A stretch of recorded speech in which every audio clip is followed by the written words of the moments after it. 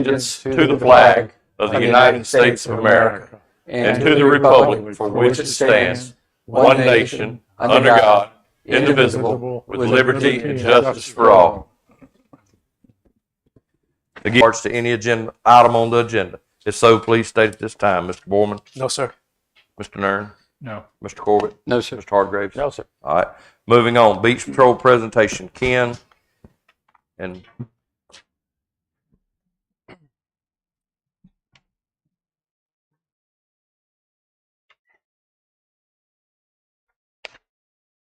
a short presentation. I'm going to kick it off and then transfer it over to Chief Claymore. So let's make sure this works. Perfect. Thank you. Thank you. So currently Beach Patrol, that's managed by the fire chief. We've got a deputy chief over operations of Beach Patrol. And I want to talk a little bit about the responsibilities of the on-duty fire officer. So at Station 1, obviously, Chief Adams is not able to work 12 hours a day, or really 13 hours a day. So early mornings, late afternoons, boat calls, we really depend on that officer to come out. The terrain is very difficult on the UTVs, so they have to come out quite a bit and haul one off, bring gas, little maintenance, things like that. So he plays a very vital role in that as well. So currently Beach Patrol, and this is the 2022 season, 20 seasonal civilian employees. So every year we advertise, we rehire seasonal employees, and that comes from a vast opening of backgrounds and certifications and experiences and things like that. So we have off-duty firefighters, part-time firefighters, off-duty EMS professionals, retired professionals from varying backgrounds. So that's what we hire annually. Richard, what's your ideal background for a Beach Patrol person? What do you look for? Number one, it's personality. So everyone's not doesn't have the ability to speak to individuals that often, constantly throughout the day. So number one is personality. So you've got to have a good personality. You've got to have a good voice you can speak to someone with. And next, your certifications, your EMT certifications, your first aid, your experience in that kind of aspect. Mm-hmm. And then lastly, it's just your background, what you come from. So, we take a lot of consideration when we're doing the hiring process as well. Okay. Thank you. Thank you. So early season, this year, we upped it to 3. Things were getting a little bit busy. So, early season, so depending on when Easter falls, that's when we start. We start Easter week. We normally work that week around Easter, and then we back down to weekends only depending on the weather, the temps, the water temp, things like that. So we start with 3 personnel. We normally work an 8 to 5 shift, things like that. And that's early, and then again, after the summer starts to slow down, we go back to 3 personnel. When do you end that? When does that end? Or is it just how much traffic? There's no set time. Okay. So we can't, what I've learned, we can't definitely put a date on it that this is when we're going to do it. Okay. Because if it's still 85, 90 degrees outside, the beach is obviously going to be super busy. So we've got to keep that going. So it's all about the weather there. Thank you. Richard, one thing, when you're doing just the weekends, if we have a especially nice day or something's going on, and you see the beach getting crowded, can you bring someone in? We can. With the great staff we had this year, there was always someone we could depend on to send out. So if we saw the weather forecast and saw that it was going to be a pretty day, we could definitely bump up staffing for the next day. And I think we did that multiple occasions last year. Thank you. Thank you. So peak season, so somewhere around June, and what we try to do is, depending on when the schools, let out for summer break, we bump our numbers up to 4. So I want to talk about that again. With the number 4, we normally have 2 to 3 come in at 6:30 a.m. So staff tries to be on the beach by 6:30 a.m. to help setting up the cabanas. And then depending on the shift, people work different shifts depending on what. It's hard to work a 12 or 13 hour shift on the beach. We've got some staff that really, they want to come out and work their 3 days and do it. And that's just, I can't do that on the beach. It's way too hot, way too difficult. So some people come out and work a 6 or 7 hour, 8 hour shift, things like that. So depending on what we have during the day, That's where they go when they come in. But we still cover that 6:30 to 6:30. All right, so I want to talk a little bit about our beach. So Sunset Beach, and this is a good aerial shot, and I'm going to compare some of the other beaches. So Sunset Beach, that's a long walk from Main Street to the beach strand. Okay, so everybody's aware how we get out to Sunset Beach. So this is going to make sense in a few further slides. But Sunset Beach, we're a civilian code enforcement. We're managed by the fire department. We allow cabanas, both private and rentals. And we've got what I would say strict cabana regulations. So, Richard, when you say civilian code enforcement, you mean beach patrol code enforcement? Yes. Okay. Yes, that's correct. That's Okay. correct. So something that's unique to Sunset Beach, we've got on-site EMS, we've got on-site water rescue personnel, we maintain a cabana line, and we maintain an emergency line. So that is unique to Sunset Beach. I'm very proud of that. That's the best slide we're going to do in this whole presentation. I agree. But that's all beach patrol again? All beach Each patrol. one of correct. those is beach patrol? Correct. Correct. Okay. So this is the comparison coming in to Ocean Isle. So I want to talk about Ocean Isle. If you notice, those homes on Ocean Isle have their own access. Okay. So they leave the back door of the home, they walk out to the beach. It's a very quick trip. And what I want to talk about is one of the reasons we do not, when you go to Ocean Isle, Holden, Oak Island, our visitors don't bring the kitchen sink with them. So at Sunset, you've got tables, you've got bags. If you come to Sunset with that walk, you're going to spend the whole day, more than likely. Where on these cases at lunchtime, we're going to skip back to the house, have a sandwich and things like that. I think that's a vital role in some of the differences that we see. So Ocean Isle, so again, it's a civilian code enforcement. It's managed by the police department. No cabanas are allowed, but you know, with the recent years and the changes of Shabumis, they have, wind-driven devices are allowed. And is that anywhere on the beach? Anywhere on the beach. Anywhere on the Anywhere beach. on the Okay. beach. Now, I'm sure there's no blocking the emergency lanes as you get onto the beach. I'm sure there's regulations such as that. Mhm. So going over to Holden's similar to Ocean Isle. As you can see, we've got accesses from the homes onto the beach, like shorter distance. Ocean Isle's civilian code enforcement as well, managed by Parks and Rec. They have cabanas, and the cabanas are allowed anywhere. And they allow wind-driven devices anywhere. Anywhere. Now, I'm sure there's regulations not blocking the emergency lane onto the beach. Richard, this civilian code enforcement, Mhm. do they have the authority to give parking tickets or citations? If you don't mind, Chief Claymore is going to go a little bit further in depth with that when he does his part. Mhm. Okay, so moving on to Oak Island. Oak Island again, homes are really close to the beach. Okay, Oak Island's a civilian code enforcement managed by the police department. And again, cabanas allowed, And wind-driven devices. and wind-driven Anywhere. devices as Okay. well. Okay, good. Okay, I want to talk about some income and construction. So Brunswick County, their website has a neat little feature on it, and I'm not sure if you all have had the opportunity to view this, but on their website it talks about the incoming homes to Brunswick County. So Chad sent me this, and it's difficult to see on the slide, but you can see the different communities that are expected to come to Brunswick County. So this map is only the county district, so it doesn't include Sunset Beach, it doesn't include Calabash, it doesn't include Carolina Shores. This is just the county. And as you can see, it's almost 15,000 residential living units scheduled to come into Brunswick County. So a lot of those are close. We've got a couple coming on Georgetown, much on the other side of 17, but that's a lot of homes that I'm expecting to come to Sunset Beach at some point when that gets completed. And they're all in various stages. Some of those numbers are already completed, and some of them are in progress as well. Going over to some data. Thanks, Carrie, for sending it over. This is some data from Sunset Beach, and I think this is another report that you all have seen as well. But there's 2,200 new homes, living units scheduled to come to Sunset Beach, and that's all in various stages of construction. Richard, let me just add to this.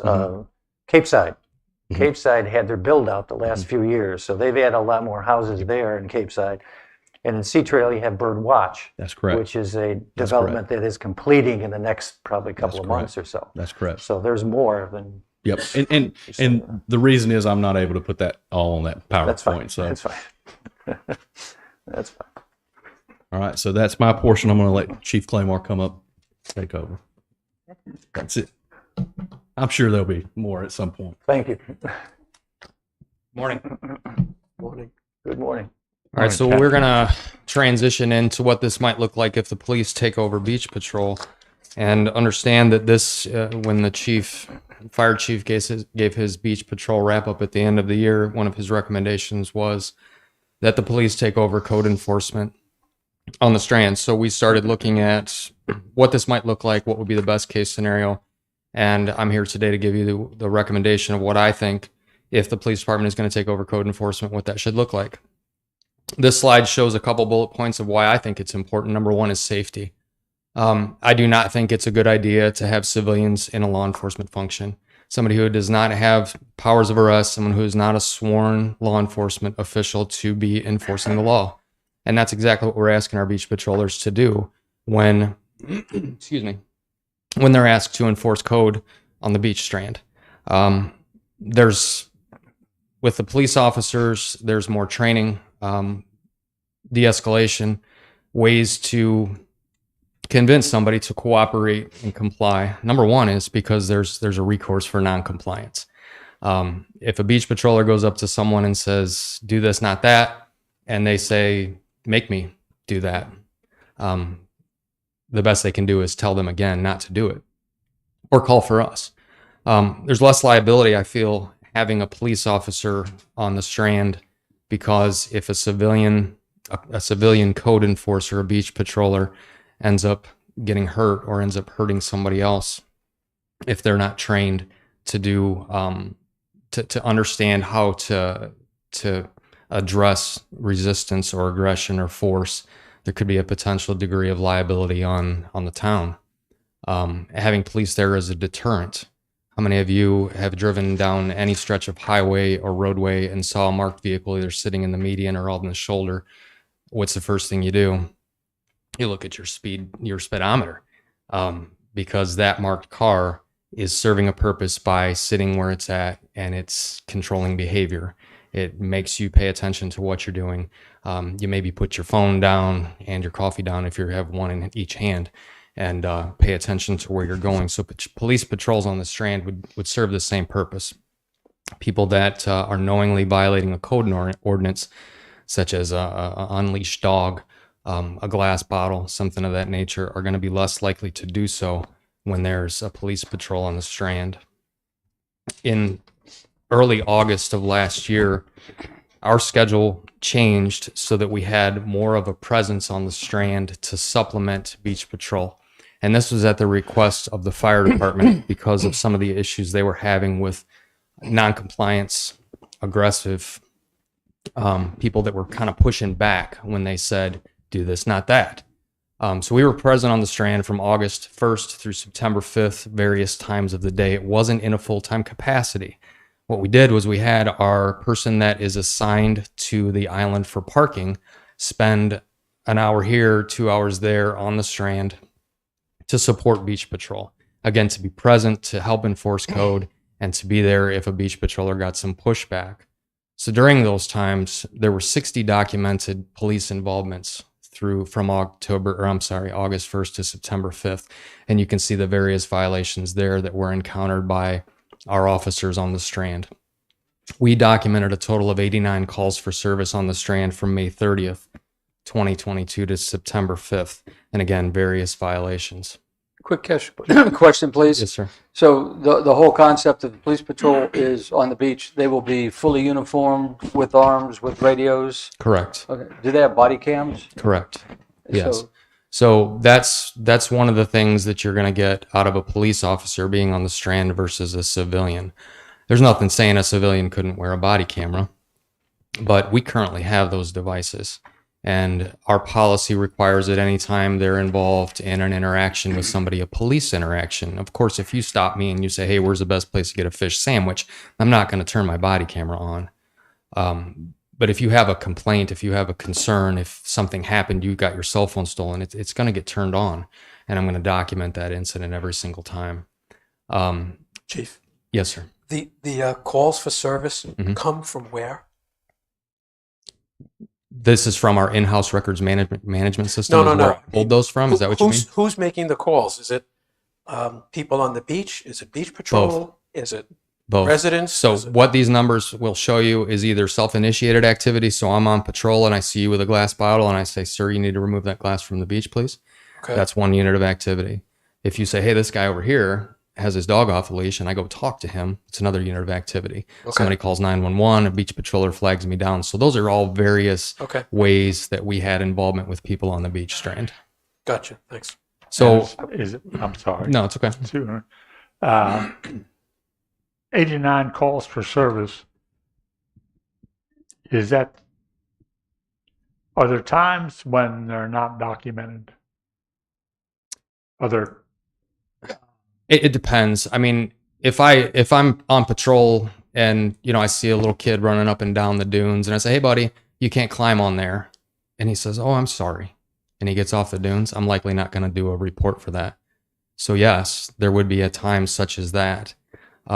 Now, if it's something where, further corrective action versus just a drive-by, hey, knock that off or keep the noise down kind of thing, it's going to be documented.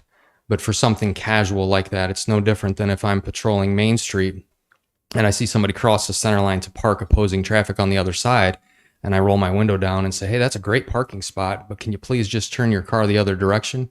And, oh, thank you, officer. And they immediately comply. I'm not going to do a call for service for that, although it is a unit of activity.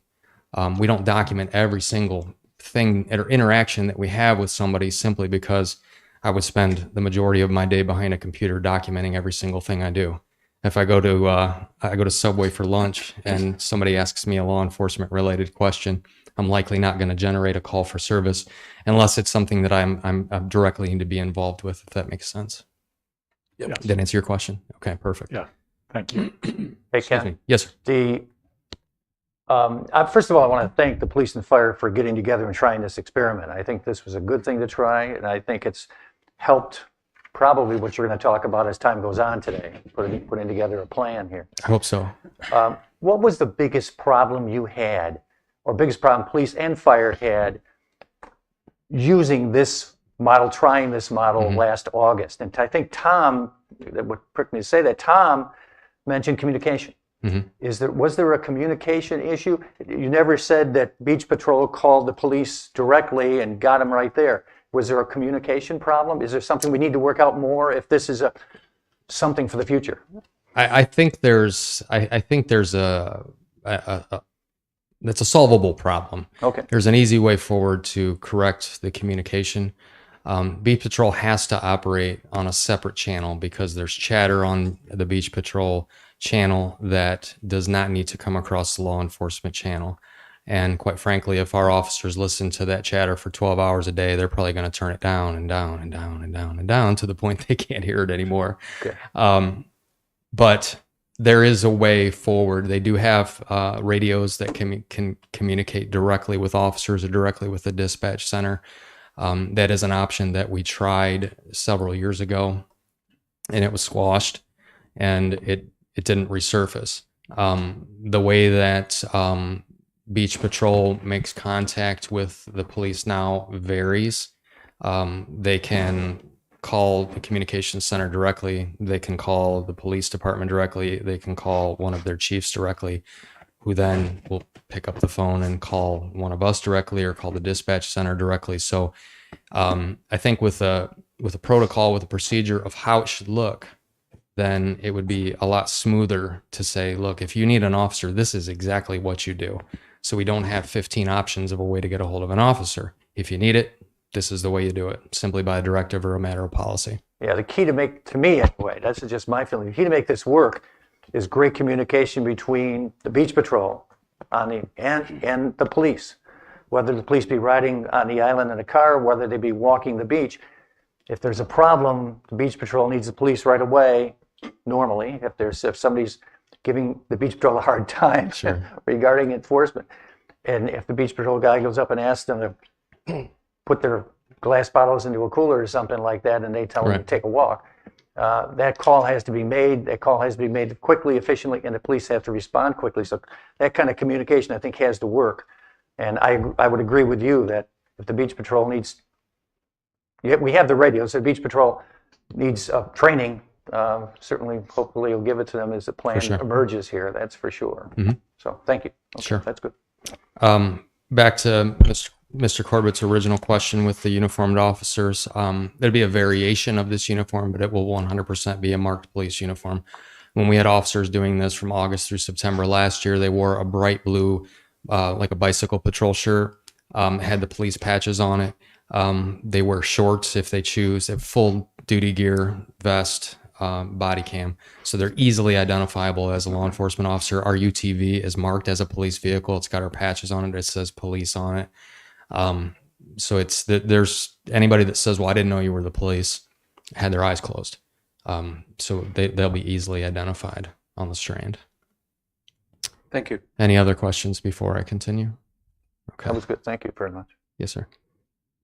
So this gives you a little bit of a snapshot of our calls for service throughout the last couple of years. And I feel that this is important to note because there's been public comment that has been made that calls remain stagnant in Sunset Beach, though staffing has increased. This will show that to the contrary. In 2020, cases were 407 and were up by 25% in 2021 with a total of 524. And then cases moving into 2022 were totaled at 641, which is an additional 20% increase over 2021 numbers.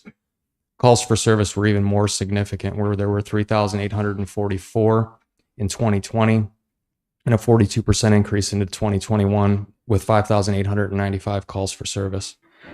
And then in 2022, another 26% increase over 2021 numbers with 7,640 calls for service. Yes, sir. Question, what takes it from a call for service to a case? A case is going to be something where there's a possibility of an arrest, a further investigation, or an arrest was made. A call for service, if I come to, I will use the beach strand as the example. I get called to the beach because there's somebody with a glass bottle and they were not immediately cooperative with beach patrol. I show up dressed like this. It's a different story now. And of course, they're cooperative. They say, okay, I'll remove the glass from the beach. That's a call for service because there's no further action that's going to be required. If I get there and that person still refuses to take the glass from the beach and disobeys my order to do so and they are arrested, that would turn into a case. Thank you. If someone is assaulted and that person's gone and I have to do an investigation to figure out who did the assault, that would be a case versus a simple call for service. Thank you. Okay.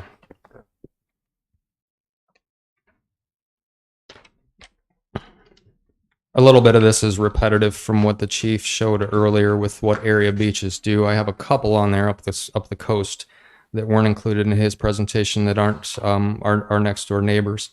But the question was asked, and I believe it was Councilman Nern that asked the question, do the civilians issue citations? The majority do not issue citations, as you'll see in the slide there in front of you. The only civilians that do issue citations up and down the Strand are Oak Island. They do issue violations, but they are not sworn law enforcement. Let's see here. In Wrightsville Beach, they have rangers, park rangers, which enforce code with police.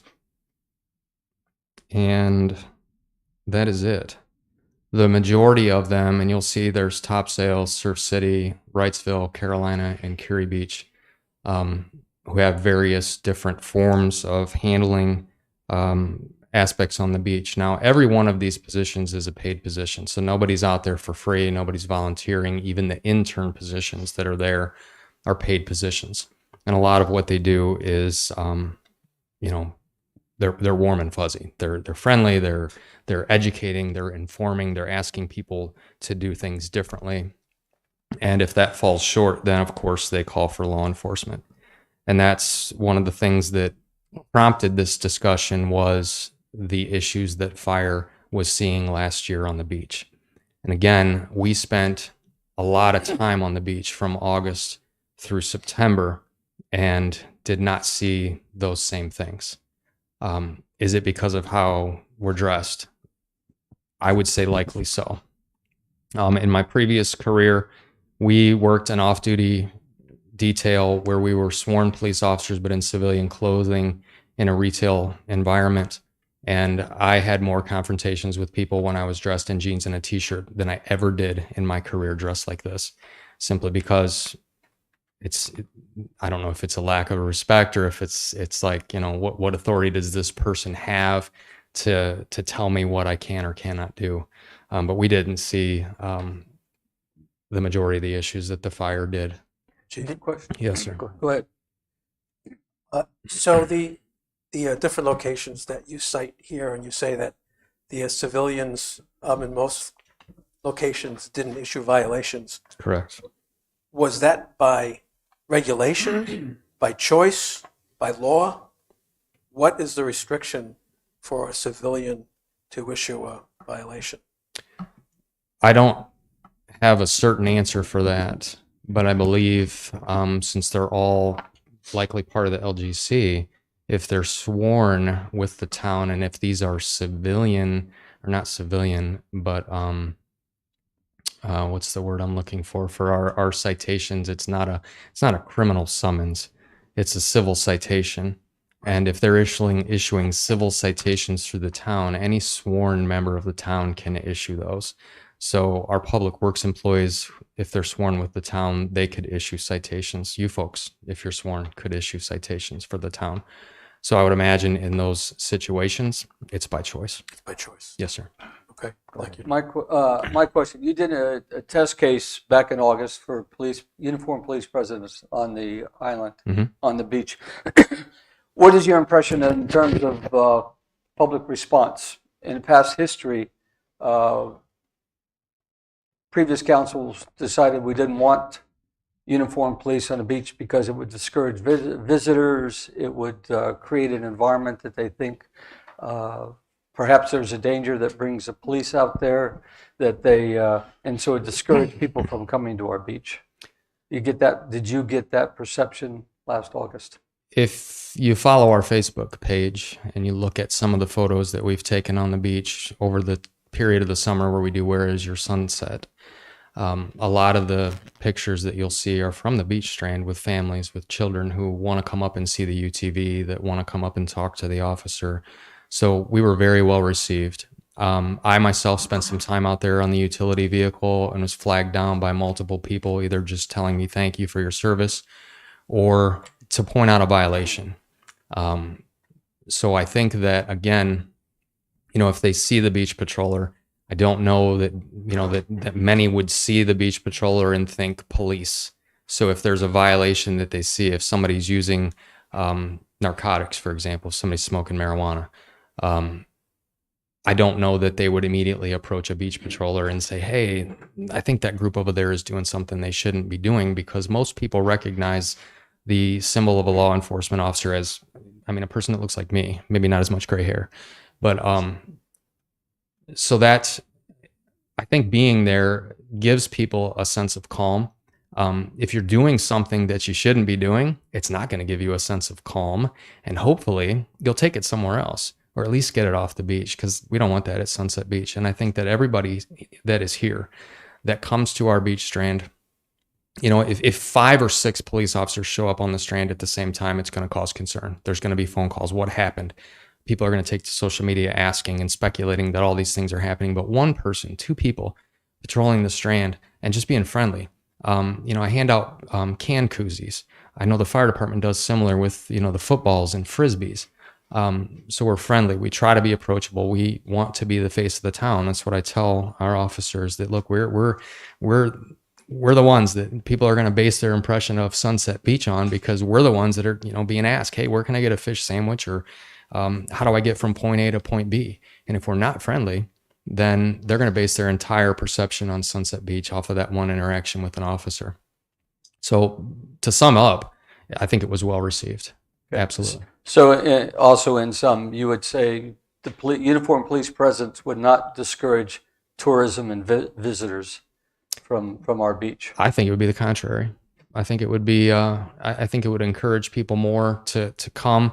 I feel that I am a person. Being a career law enforcement officer, I'm not very trustworthy of anybody. And if I go to the beach and I go for a walk, I grab my keys, I grab my phone, I grab my wallet, and I take it with me when I go for a walk. There's a lot of people that don't do that though. And I think with police patrols on the Strand, they might feel a little more comfortable. Don't get me wrong, I'm not recommending leaving your valuables behind if you're going to walk away. But I think people would feel a little more at ease if they came somewhere and they saw the police were present. We're at every summer concert. We go to the markets. Every large scale event that we have, we're present.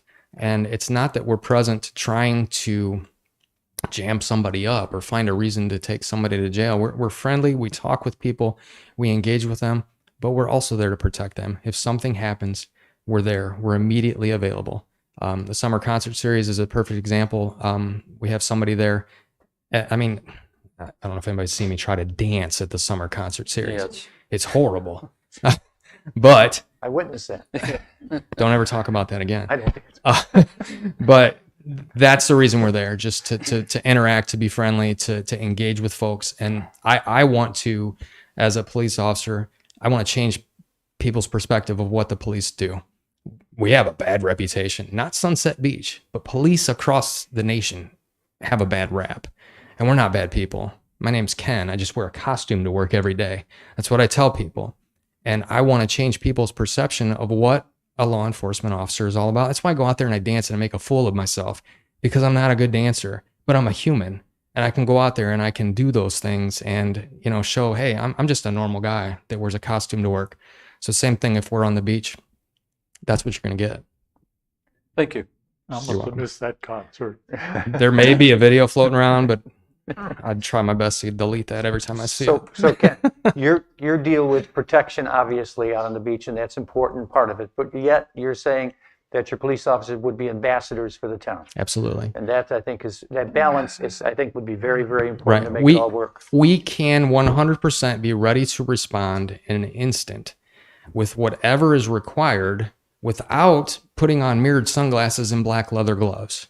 We can go out there and laugh and joke and take pictures with kids and in an instant spring into action to help somebody, to stop somebody from being assaulted or having something stolen from them. So, people should not mistake the two. So if I'm taking pictures or, helping a kid build a sandcastle, it's not because I'm not doing my job. I'm still looking around. I'm still watching to see what's going on, but I'm interacting with that family.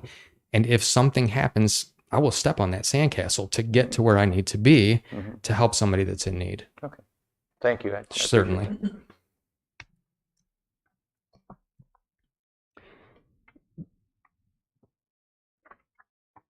The schedule might look something like this. And again, this hasn't been done since I've been in Sunset Beach. But our patrol shifts are 6A to 6P and 6P to 6A. We currently have our officer that's assigned to parking will hit the island at the start of the shift, and not necessarily that officer will stay there for 12 hours, but there'll be somebody there for 12 hours throughout the summer season watching for parking violations. So similarly, we would do the same thing on the beach if the proposal that we're making is approved. I feel that with 2 uniformed officers per day, we would be able to manage code enforcement. Now, the responsibility of water rescue, EMS, those sort of things is not going to fall onto us. That's going to fall on the fire chief. So they mentioned at one point that they did it with 4, but they had a split responsibility between code and rescue. If we're just doing the code portion of it, we should be able to manage with 2. And of course, the first season or 2 might tell me that we can do it with less, or we might need more. But in order to do it with 2, 4 additional employees would be my recommendation, because full-time employees, I feel, is the best way forward. Trying to hire part-time staff to do it. I have a hard enough time trying to find part-time staff to fill in vacancies now. And if we hire a part-time employee and we work them as much as we can throughout the summer, they're limited to 1,000 hours a year. We might come into a situation where we might have to lay them off. And if that happens, they may find employment elsewhere. Our officers would patrol the Strand in the marked UTV that we talked about. We would give them a patrol assignment, one to the east of the pier and one to the west of the pier, so that if something was needed at the far end, one far end or the other, that they're not both out on Bird Island at the same time or out towards Bird Island. We would handle code violations, criminal violations, and any law enforcement calls for service on the Strand. Now, what are we going to do with these officers in the off season? One question before you go to the off-season. Yes, sir. This is probably for Fire Chief. What will that do if we have police enforcement on? What will that do to the size of the beach patrol? Much smaller. So my recommendation or plan would be to work 2 per day. So since we would not be tasked with cabanas or umbrellas, things like that, we could change our hours to 8 to 5, 8 to 6, and go to 2 per day versus the 4. So we would be reduced to somewhat. So throughout the day, there'd be at least 2 beach patrol on the beach at all times. Chief Claymore saying he would do 2 Yeah. police officers per day. I would do 2 Yes. EMT water rescue type. Okay. Thank you. Couple of questions. When we talked a couple of years ago about having lifeguards, that brought up a certain amount of liability to the town. To having EMS and life-saving trained personnel, does that, Lisa, do you know if that would bring any liability? No more liability than you have currently.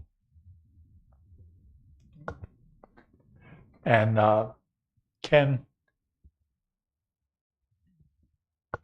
it was mentioned before with Assistant Chief Smith retiring in February that you would not fill his position. You would keep it open, but you wouldn't fill it, and that would defray some of the costs from hiring officers. Is that still being considered? There has not been a decision made with that position. Is it being considered? It's one possibility, yes. I mean, Okay. it is a possibility, but no decisions have been made as far as that is concerned. He's still here. I said February, I think. He may want to go earlier since he's a grandpa. Possibly. Thank you. Anything else? All right. So what are we going to do with these officers in the off season? How do we, if we hire 4 additional police officers, and keep in mind what that's going to do is add 1 additional officer per shift. So again, we work 6A to 6P, 6P to 6A, and adding 4, because we have the 4 shifts, would only put 1 additional person per shift. So it would up it from 3 to 4.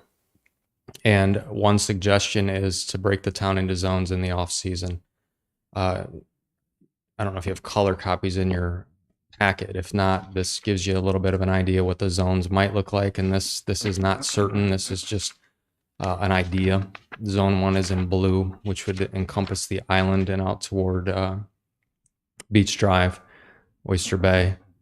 Zone 2 would be the business district, Seaside Station, and up Seaside Road.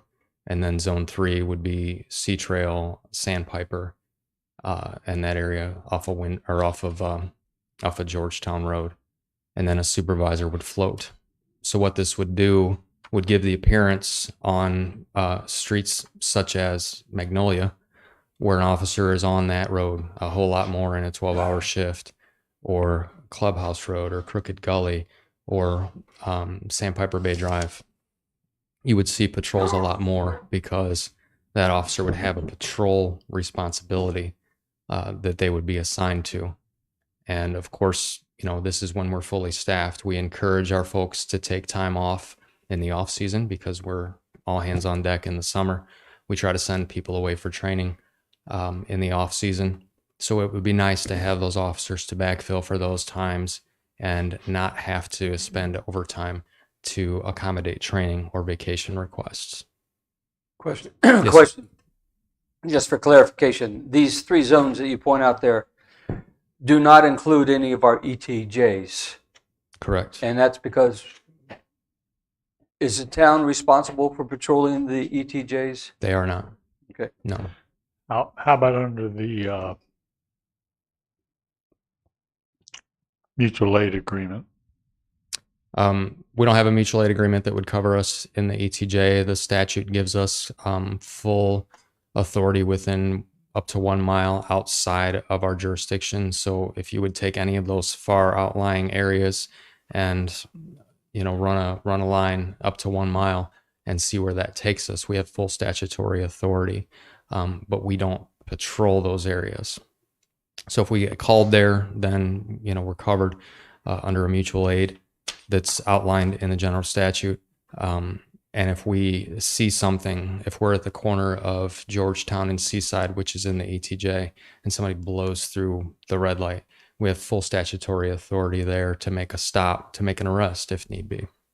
But we do not patrol outside of the city limits on a regular basis. Thank you. Certainly. Any other questions on the zones before we move into the $1 million question of cost?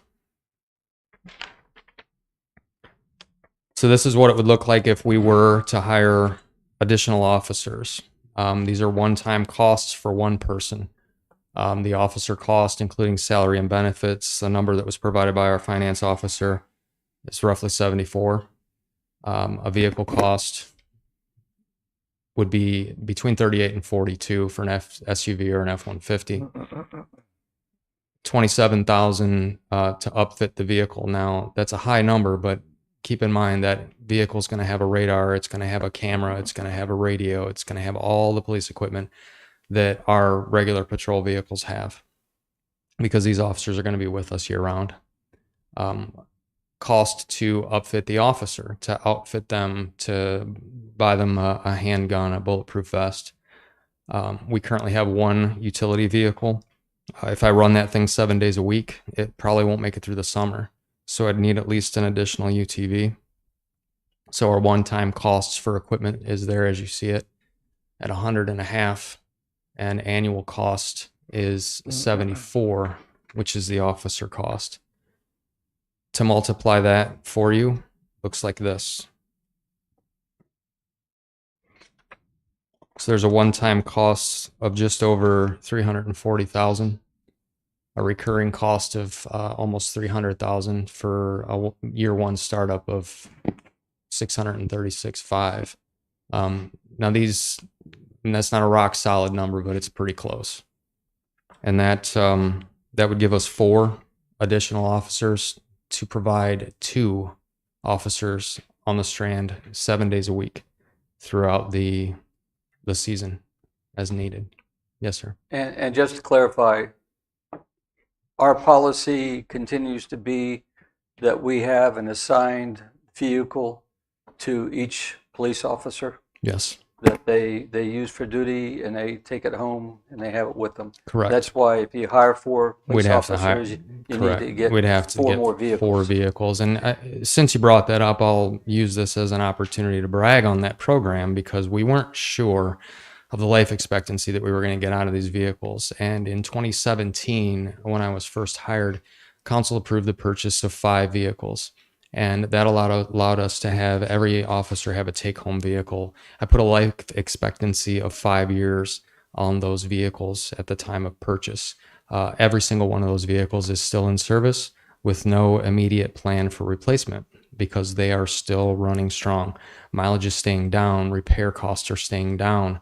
What we're seeing is, if you give me something and you say, this is yours, okay, I can't look at my officer next to me and say, well, I think that dent got in there because somebody else drove it, or I think the tires are bald because somebody else drove it, like they shouldn't have. It all falls on me. There's more pride, more sense of ownership, and more care taken in something that is yours, quote unquote. So I feel the program is beneficial and that it's working to save the town money.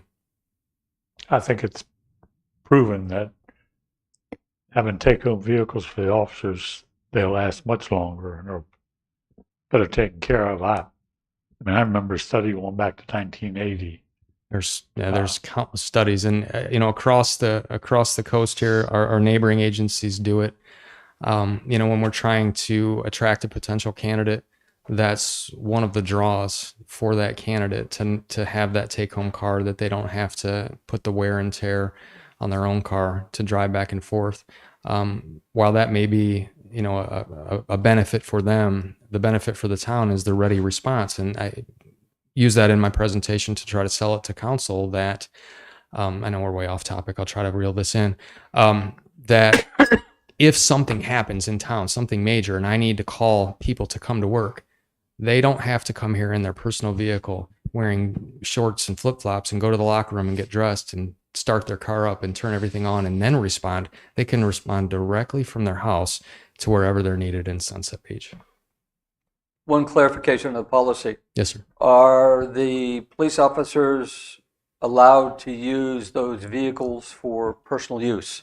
No. Running to the store, going to the movie, going to dinner? The only people that can do that are if we have the unmarked detectives. So if the detective's on call and he has to do something, then he can take that vehicle to do something, which is a rare occurrence that happens.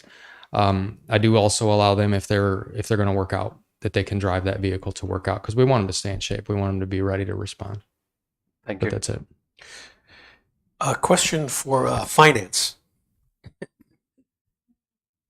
How should we look at the startup cost versus year-to-year cost? You depreciate the one-time costs over a period of time, or how does that hit the budget? So the one-time cost, it would immediately come out of our fund balance. You'd have to appropriate the fund balance, which would reduce it. But the annual cost, that's taxes. That's So- what? Taxes. Taxes. Okay. So the one-time cost is a one-time hit, comes that year that you say yes to it. Then the annual cost continues over the course of. Mm-hmm. Do you have any breakdown? We have 2 officers on the beach, or we hire 4 officers. Total, how much is out of the accommodations tax? So this conversation been had a lot of times. So anything that we take out of the accommodation tax right now, so we're one of the few towns in the state that can transfer accommodation tax to general fund. So anything that we don't use in the accommodation tax goes to our general fund to supplement police, fire, public works, street maintenance. So anything else that we use in accommodation tax would cause a tax increase in general fund, because it's less revenue in general fund. It's kind of like a pushback. You can say it's going to come out of accommodation tax, but then you have to supplement that revenue in general fund with something else, because it's a transfer right now. So, Thank you. so the accommodations tax does get supplemented from the. Accommodation tax, anything that we don't use in accommodation tax directly on specific items is then transferred to general fund. And we budget for that transfer because we pretty much have an idea of what we're using in accommodation tax. We budget for it. We project the revenues, and if the revenues come in higher or if our expenditures are lower, all of that gets transferred June 30th to general fund.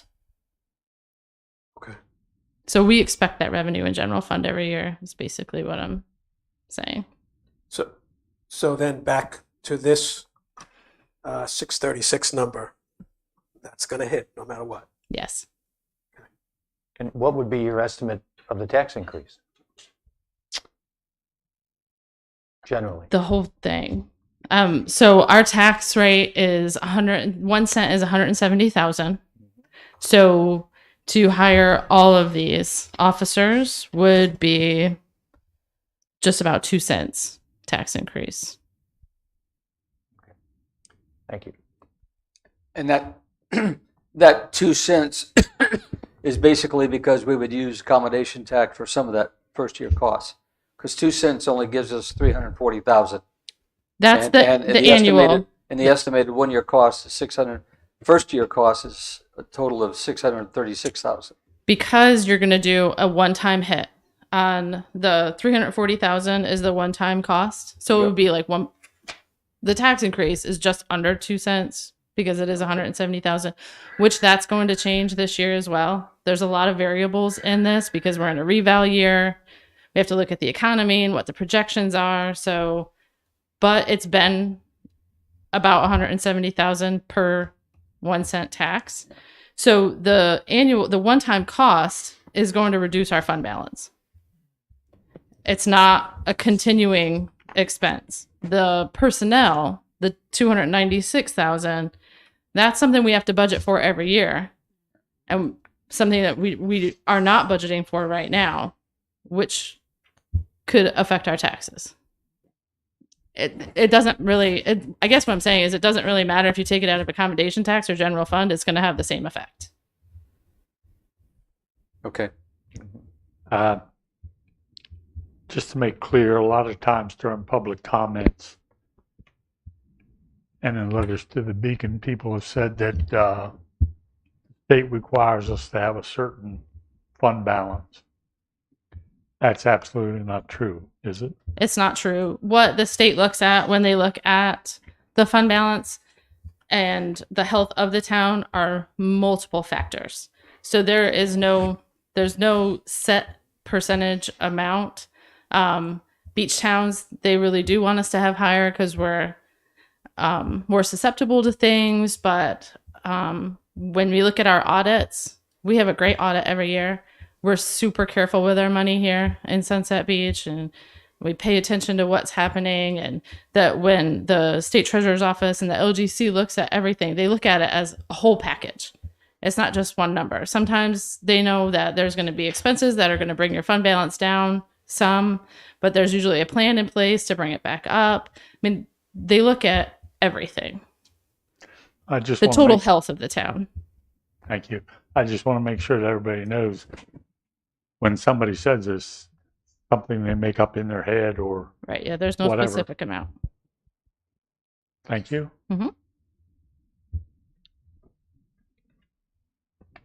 Is there anything else for me right now? We'll probably get back to you. It's good. Stick around. Good chance of that. Mr. Mayor, Yeah. I think the where we need to go at this point is to get a nod from you all as to if you agree with this proposal, and then we can go into funding it. So what I'm asking is, do you agree with Ken taking over code enforcement and Richard just obtaining the EMT and life support? And that agreement is not a commitment to a number of police officers to be hired or anything like that. It's just the concept. Right, Police do enforcement, beach patrol takes care of the. right.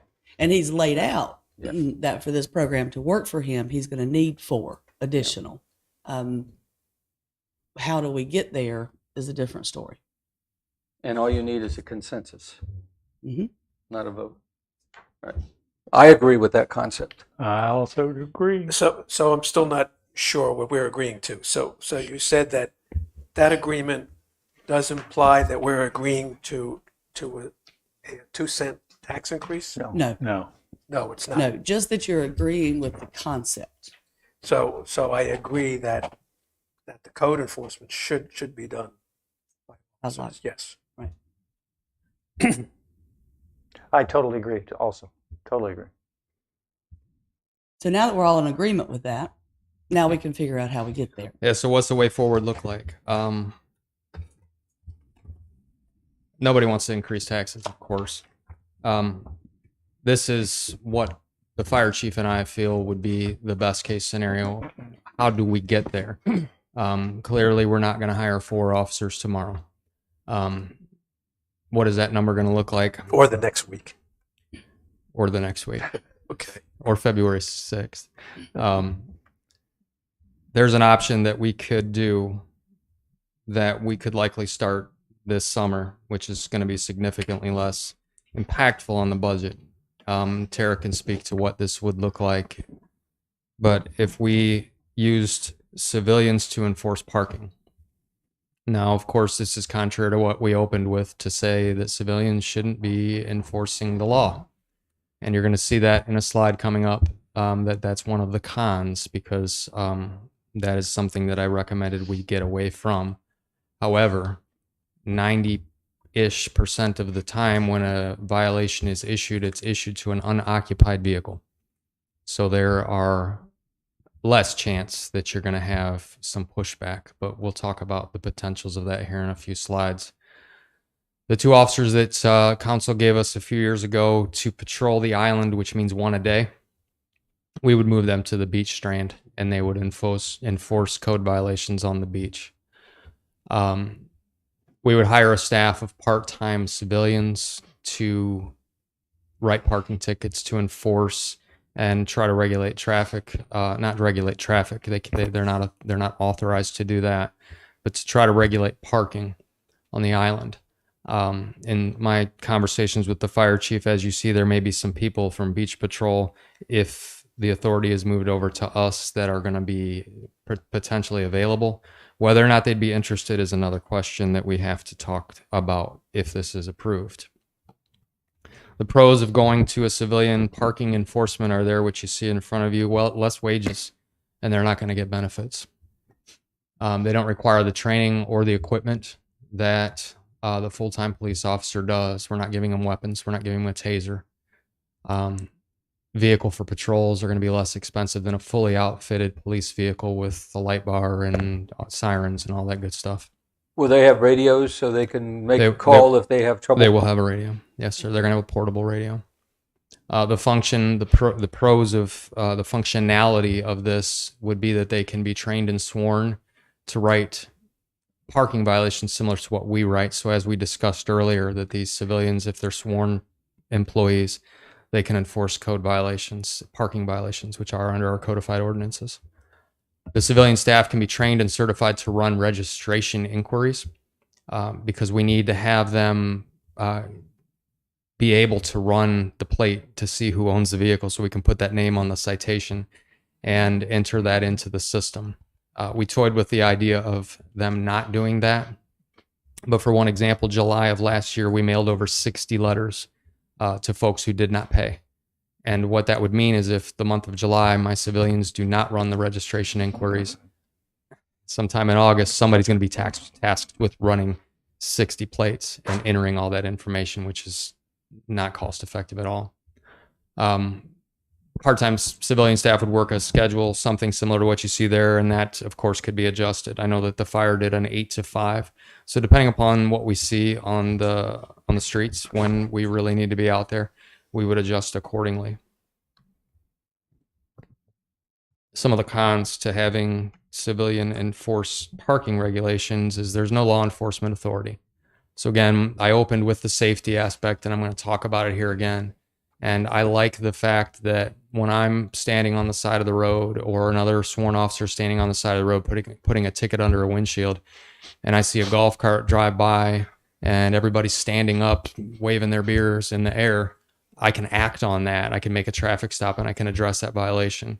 A civilian cannot. A cilian's going to have to either pick up the phone or pick up the radio to have a response.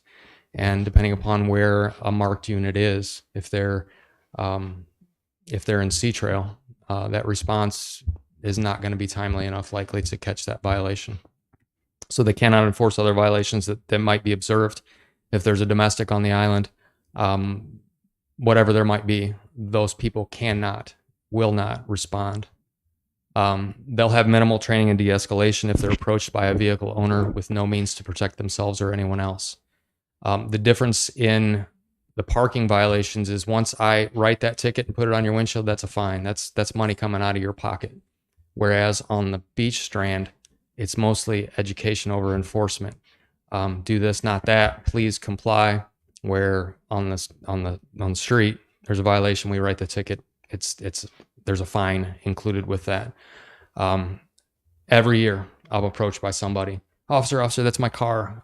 What's the problem? And I tell them what the problem is, and they want to plead their case right away to why they didn't know. It's not that big of an error. It's not that egregious. So those things do happen. Another we're putting just one officer on the strand.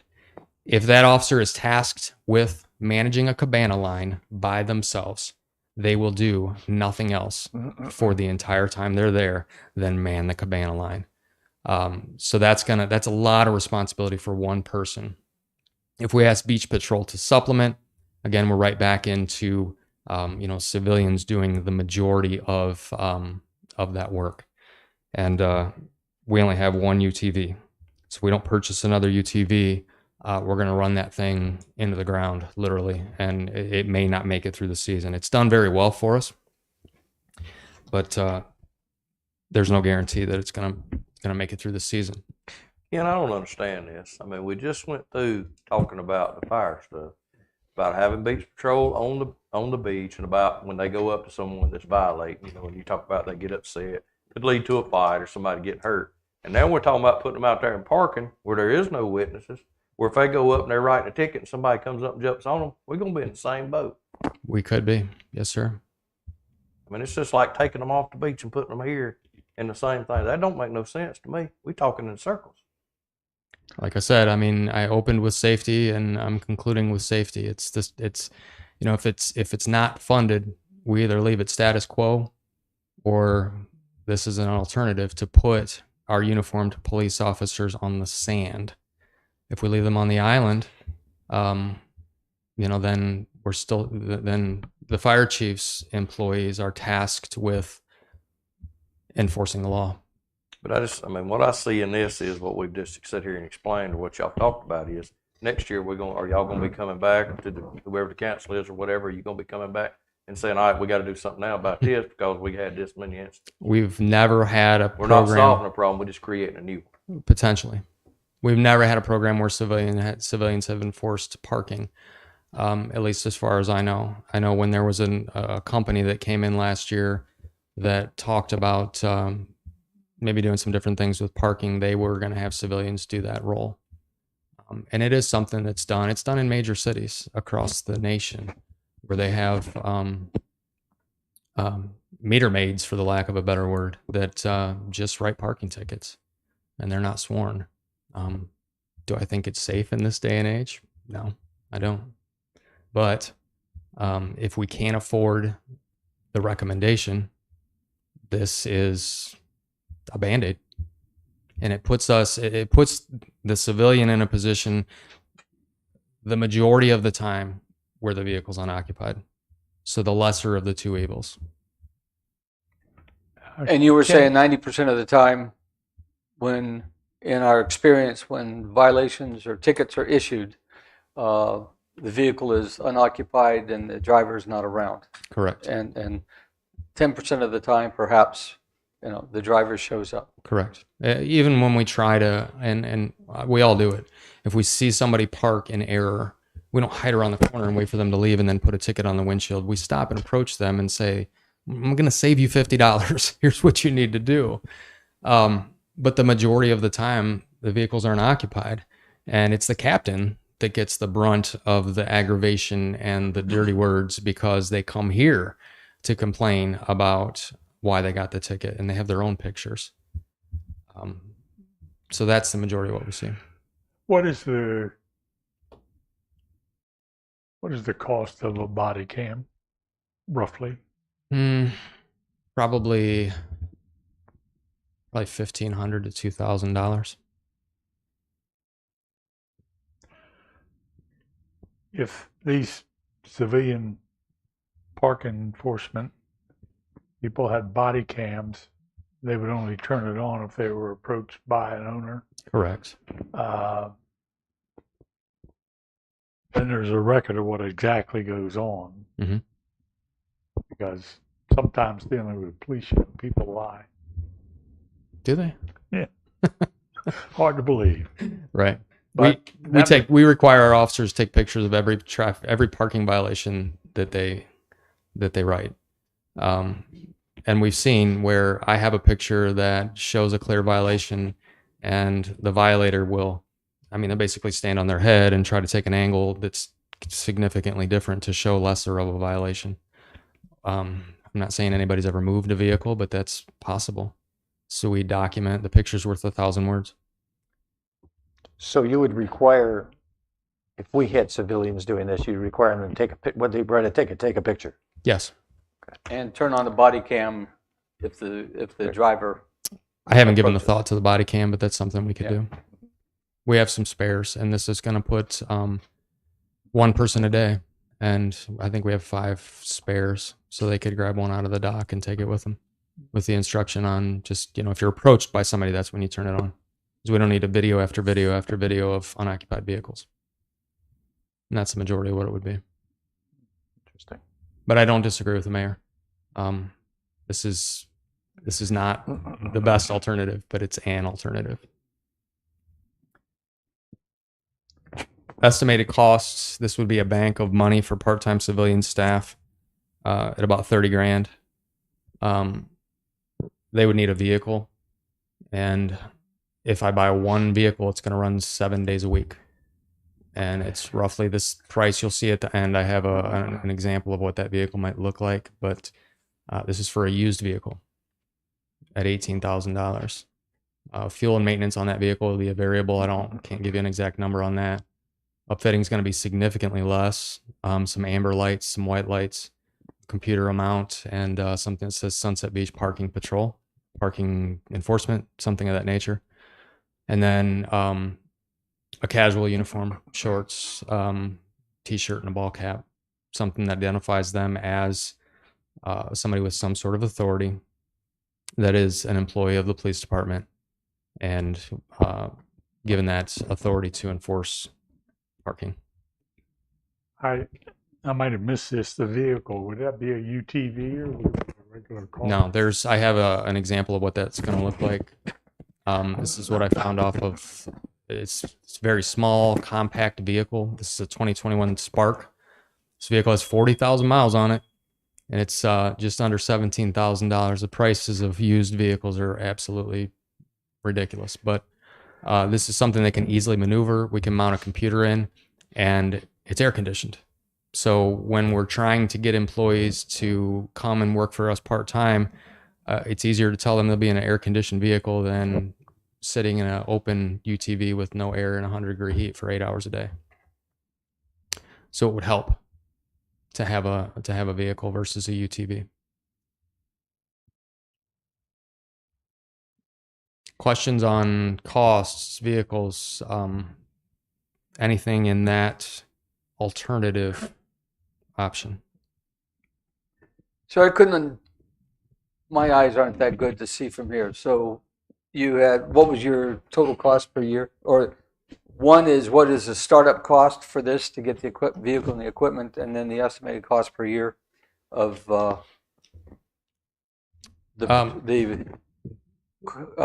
bank of the salary pool would be about 30 grand, and there's no benefits or anything in that.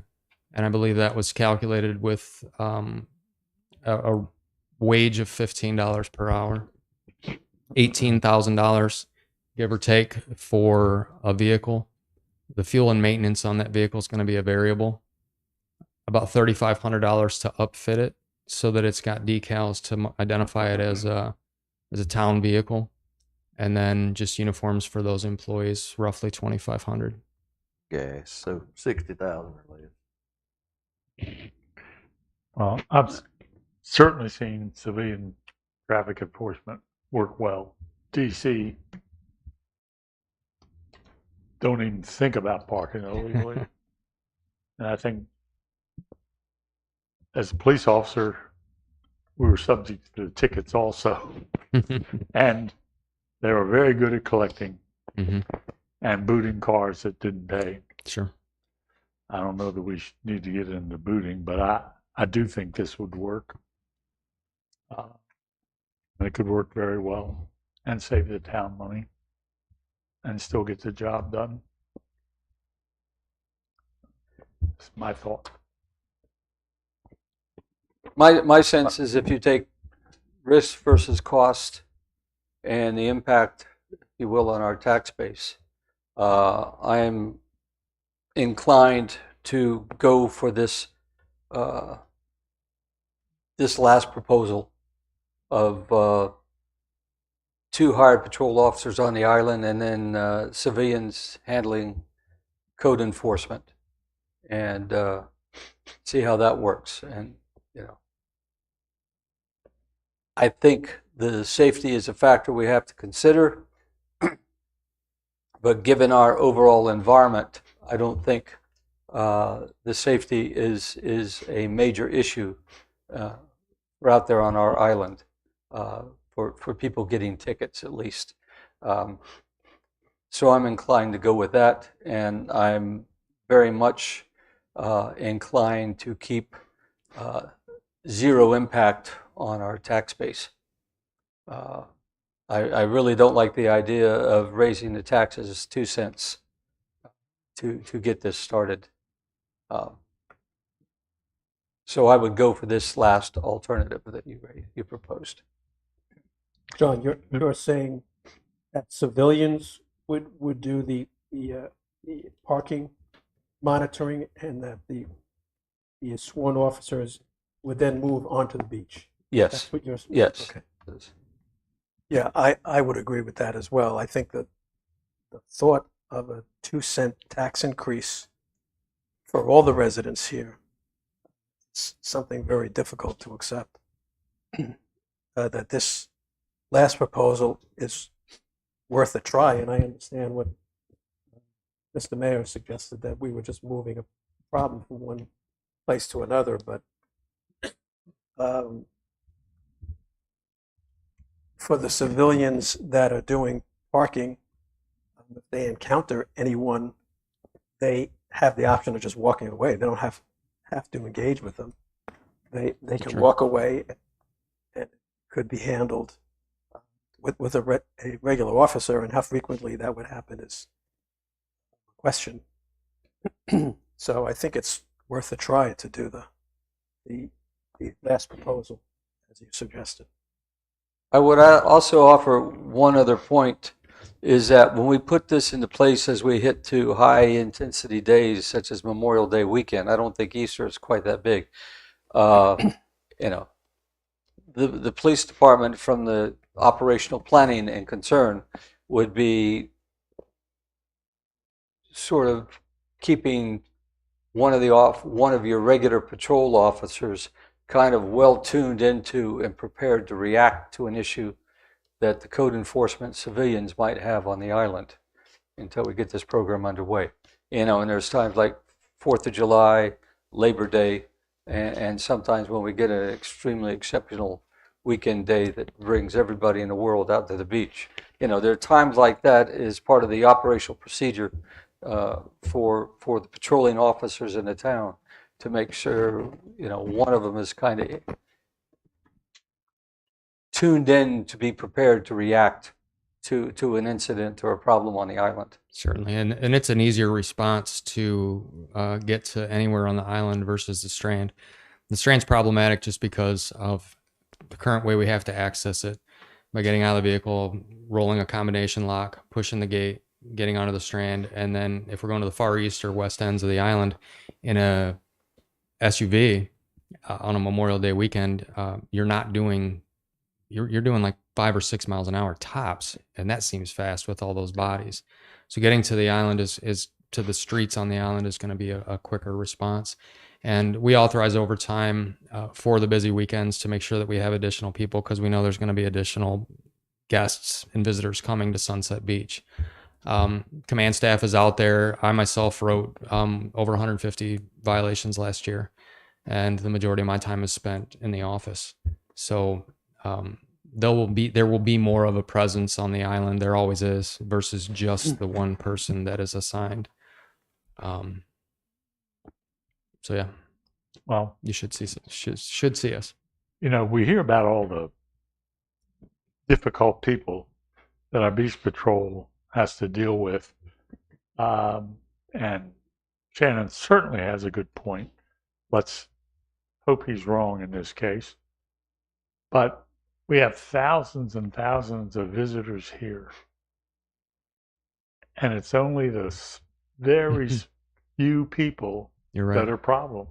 Hmm. And hopefully that can be dealt with using this. All we can do is try. Yeah. So, I would also agree that this is a very good first step. I call it a first step. What you presented to us, in my mind, is like the finished product, what you presented to us before. It'd be expensive, but there's no doubt in our minds, and what you had said, that it would work. This is the first step in that direction. I think we have to go. As the population in this area increases, everybody talks about it increasing. What it's going to increase to, we're going to have more people on the beach, more people in our town, more people around as the years go by. We may have to every year tweak this thing and move it, but I think this is a good first step and a good experiment to see how it works. I agree again with Shannon, but let's try it. Let's go through the year, be ready to adjust anytime if we really need to, but let's see how this works. And let's build on this as we need to as time goes on, but let's see how this works at this point. And I like the idea of the body cams for these people too, these civilians. They can use them if they have any confrontations, and taking the pictures of cars that are illegally parked. There's good things that can come out of this. And again, they'll be ambassadors for the town also, talking to people, helping people. So I like this. I like the idea. I'd like to try it for the year, and let's come back and visit it again. All right. Mayor, there's one thing that you haven't discussed. Ken touched on it briefly, and I think you need to have a discussion about it before we turn to public comments, and that is the cabanas and the regulations that you have on the cabanas now. One question before you go to that. It sounds like for us, we have the consensus for civilian code enforcement. Do we need to take a vote? Do we need to do anything else? Well, after public comments on your Then we agenda, come back to you're going to go actions. with council action, and that's where you'll make the motions to do whatever you want to do. Okay. And then if you have any additional questions for Tara for how, what this cost will do to the budget that we're currently in, And if because all of this cost will be spent well before June 30th. and if you could call that civilian parking enforcement, just to streamline that. Good. Thank you. All right, in regards to the cabanas, what's the feel on council or as far as any kind of change, or are we gonna stay with the same thing, or what's y'all's? My What's view y'all's is outlook on my this my committee? view is very simple. The cabanas process has evolved since about 2014, and I think what we have now is cabanas in a straight line, vendors permitted, 3 permits of 10 cabanas as a max for each vendor, giving us 150 tents. Shibumi is allowed, but they're back on the cabana line, so they're not out filling up the beach. I think we got a set of rules that work, and with the refinement of how enforcement's going to take place, I don't see a reason to change those rules. It's a pleasure to the rest of the council. My comment is that there's certainly some issues with the current rules, current cabanas, but I think we need to give this new civilian parking thing a try before we say we have to make a significant change to anything related to the cabanas, which I understand are a big portion of what they have to deal with in terms of code enforcement. For the moment, I think we should try the alternate approach and see if that improves things at all. And if it doesn't, then we can think about making a change to the regular cabanas. So I think we should leave it until we we had tried the new proposal. If I can just interject quickly, please remember you're going to have one police officer for the entire beach strand enforcing Understand. code. So fire did it with 4 in the busiest times, and the fire chief expressed significant concerns with the regulation of cabanas with 4. Now we're going to be expected to do it with 1. You've been saying two 2 police officer and a part-time patrol officer, so there would be 2 on the beach, 1 on the east side, 1 on the west side, each with a UTV. The proposal for 2 was if we hired 4. If we move the 2 full-time officers that we have onto the strand, that gives you 1 a day because of the way their shifts work. Where's that gonna put beach patrol now with that? That one, are y'all gonna still, are you gonna have 3 on there? Are you gonna have 4 on there at busy times, or? Well, that's What should look there? Or Up- y'all even got a plan yet, cause you don't know, cause you don't up to know the what's pleasure what, of so. council. Yeah, that's right. Wait and see. But that one person, that's difficult. We did it last year with 4, and it took everything we had. So I would recommend highly considering one person out there. That's going to be difficult. Definitely.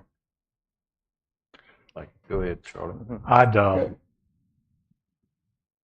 definitely want to hire 2 officers.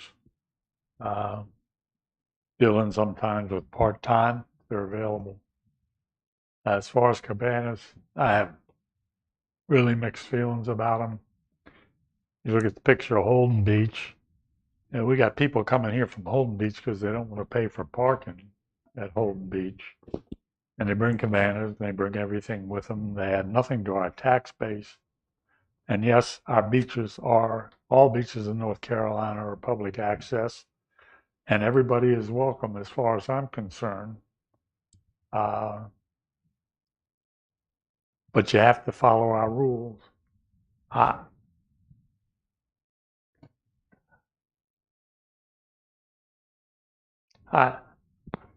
would actually like to do away with the cabanas. They're just so much problem, and they have been, and will continue to be, and only get worse as more and more people move here. I don't think there's any way to rent cabanas by the day, so there are not a bunch of them sitting there vacant.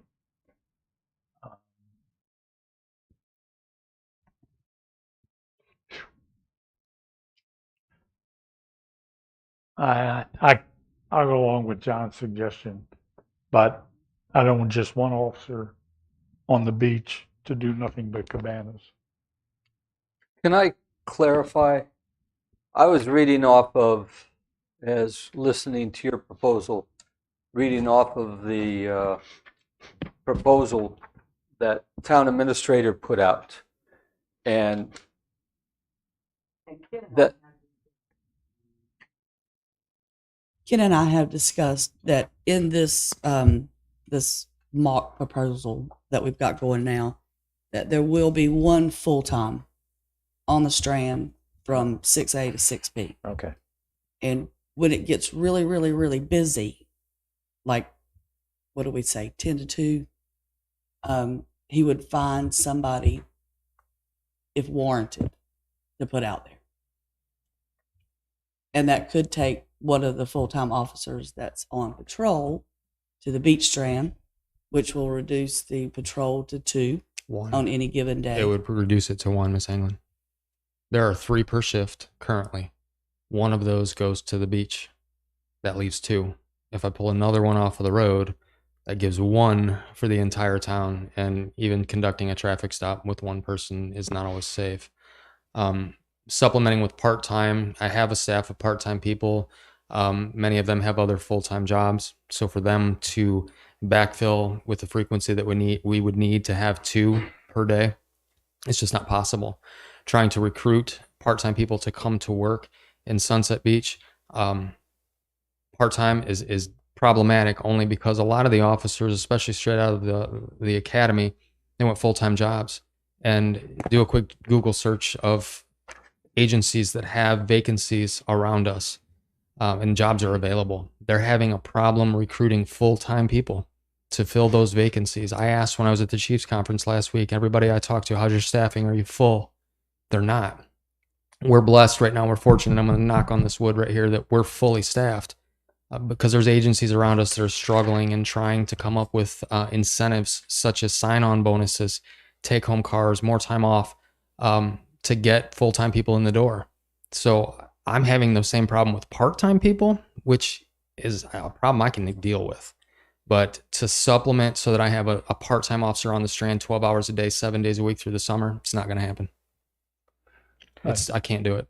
We will make it happen. Okay, so the 20 January options that you presented no longer has utilizing the current part-time police force to add a second officer on the beach. We will make it happen one way or another. There are agencies out there that we could contract with that would make the same wages as a part-time person that are retired law enforcement that we can talk to. We see that there is a problem and we will fix it. Okay. We will make a way for there to be 2 officers on the beach Strand. Okay. Not necessarily 12 hours a day, every day, but definitely one full-time, 6 to 6. Okay. And we will figure out a way for there to be a second one on there. So one of There our is a full-time lot. police officers supplemented by a second, just stood up. however He's we get volunteered. that. He just volunteered. Stan just stood up and volunteered. He said, I'll take care of this. That's what he told me. He's like, I got this. There you go. Okay. Thanks, Dan. I'm clear on where we stand with that now. Yeah, we've I don't disagree with Miss Anglin. I mean, if support is needed, we can do it. The outfits that she's talking about that we can contract with, that civilian people, which again is contrary to the presentation. The presence of a full-time police officer on the Strand is gonna be new for one. It's gonna reduce, I think, some of the issues that fire saw, because now it's a uniformed armed person with some sort of recourse if somebody pushes back and says, well, I'm not doing what you tell me to do. I paid a lot of money to be here. I think we can encourage them that they probably should comply. We'll find a way to make sure that there's coverage there. Just a question. Okay. So using the example of rush hour traffic, Mhm. From the enforcement of the cabanas, does that problem usually occur between the hours of, say, 7 and 10? Or is it a constant ongoing battle? On a busy day, it's all day. It's all day. It's all day. We have cabanas being set at 4 p.m. sometimes. So it's starts at, this summer was 4:30 in the morning. People picking spots, 4:30. And then it, No, I understand the morning part, but Mhm. I'm quite surprised that Yeah. later in the day that they're still. it's all day. Just a question. Our code is set up at 7 a.m. Mhm. And I interpret that to mean that's when you go down to the beach with your cabana and put it down there to go on. You don't go down there at 5 o'clock in the morning and drop cabanas all over the place That's right. to save a spot. That's right. You know, But that's my what happens. interpretation should be that nobody is going down on the beach with cabanas until 7 a.m. And then it's open season. You put up one cabana, then you move and you put up another cabana. This would be for the vendors, That's right. not running down there and saving a bunch of spots. That's right. That's right.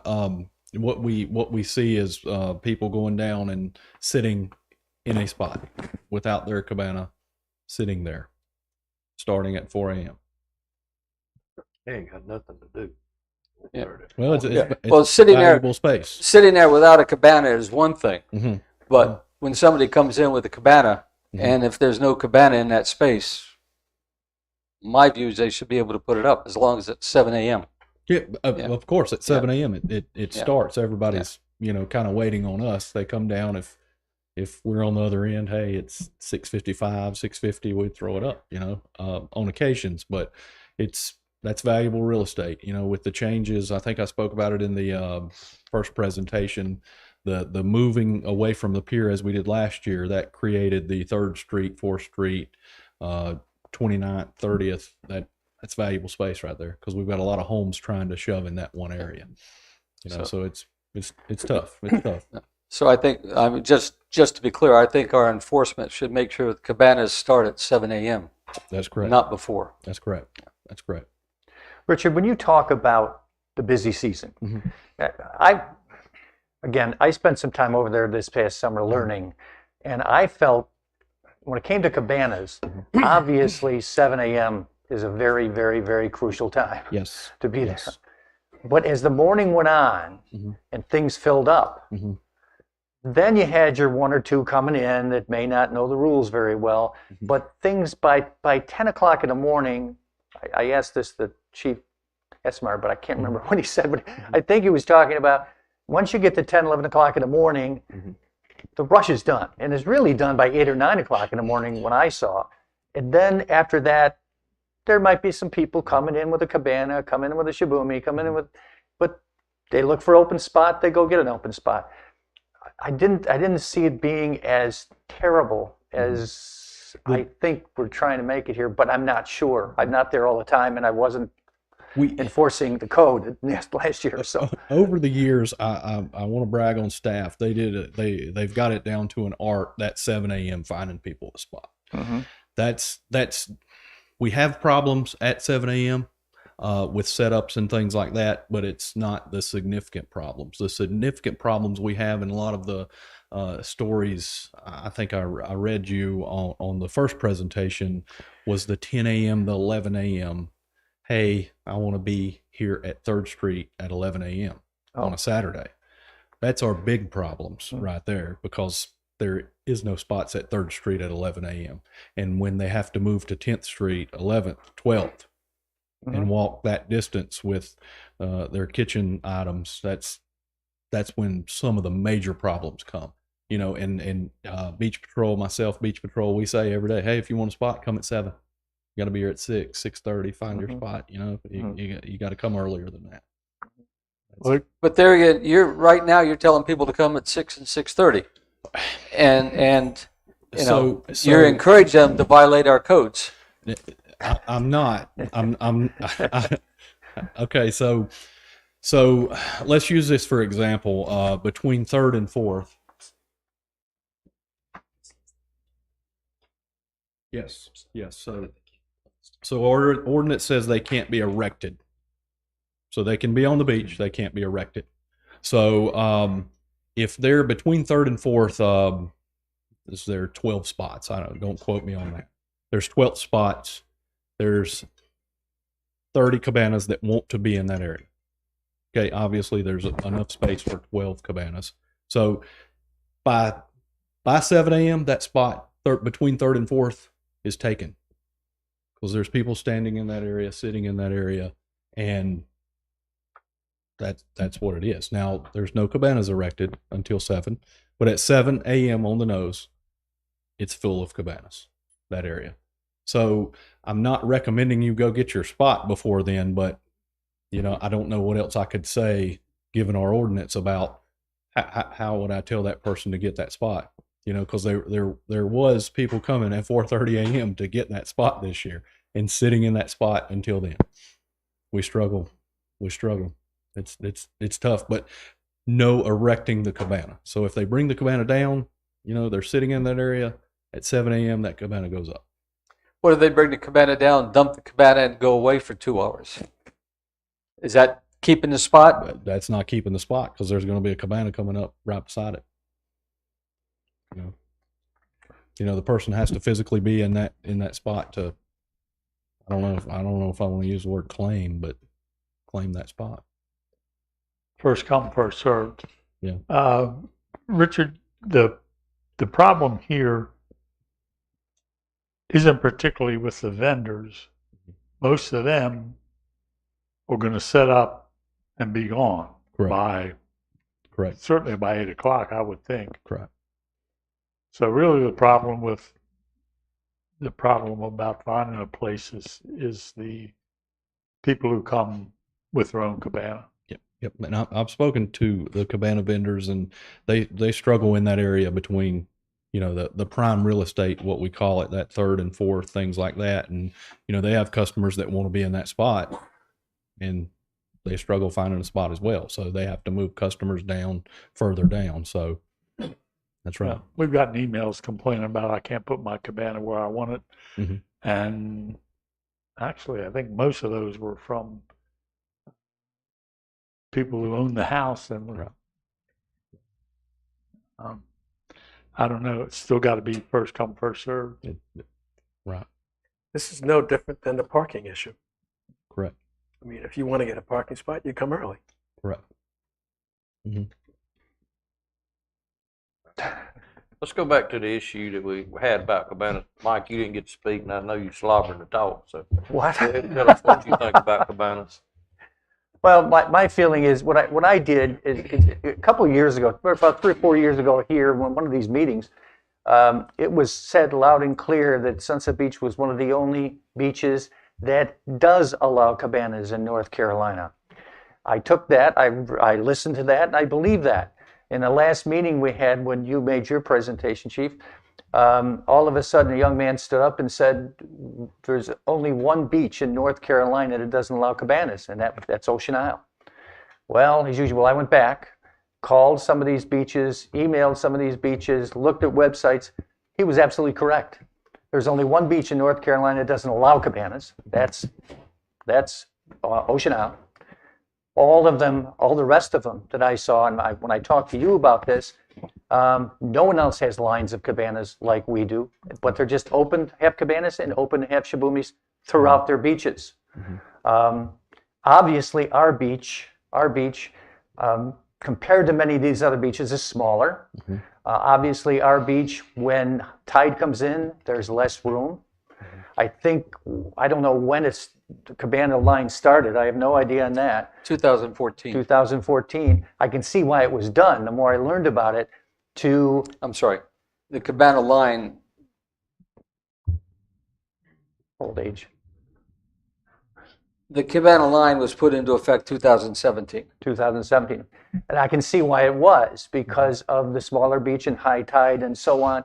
The idea of people trying to look at the ocean, all of a sudden someone puts a cabana up in front of you and you can't see the ocean. The idea of safety with the lines coming down to support the cabanas and kids tripping over those lines and adults tripping over those lines.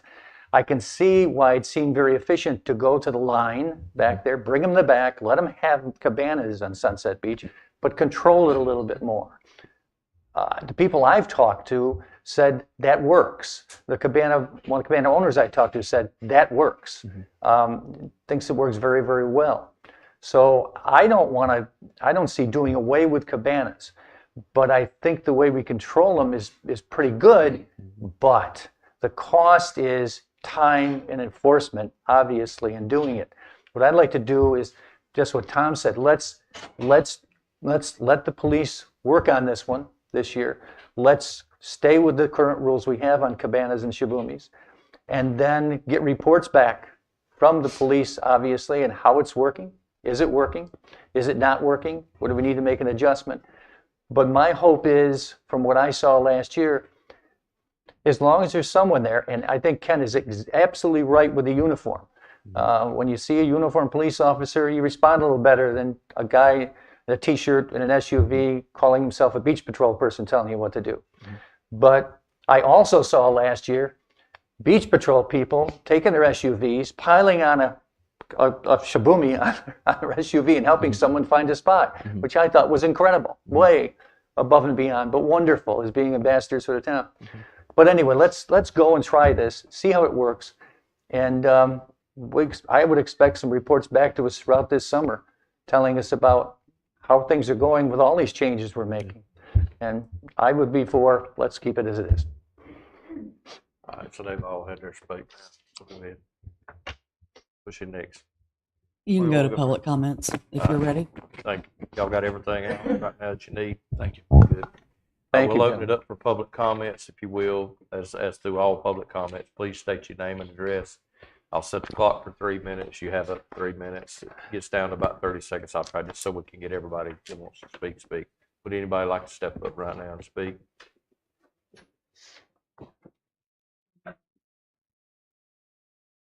I'm Candace Sieben. I live at 611 Okay. Lakeshore Drive. Sorry. Can you not hear me? No. Can Try you- again, please. I'm Candace Sieben. I live at 611 Lakeshore Drive in Sunset Beach, and I want to say it's a privilege to live in this community. Never thought I'd be the person standing up here saying, I want to pay more taxes, but I think it's worthwhile to pay for the police officers. I hate the thought that by pulling them out of their regular patrols, we're losing them in the town. I live in the mainland, not on the island, and I'd like to see them in my neighborhood periodically. I find them to always be very professional, courteous, helpful. Same with the fire department. And I appreciate the safety. I walk out on the beach in the morning and I like seeing those guys out there. I feel safer. I've been out there when people are arguing with the beach patrol. You don't feel safe. You see everybody on the beach backing up to get away from that. And I don't think you'd have that if you had officers out there. So I would support the original plan. I think, I don't know. To me, it's worth it to pay for it. I'll sign up. Thank you. Thank you. Thank you very much. Anyone else like to speak? Go ahead, sir.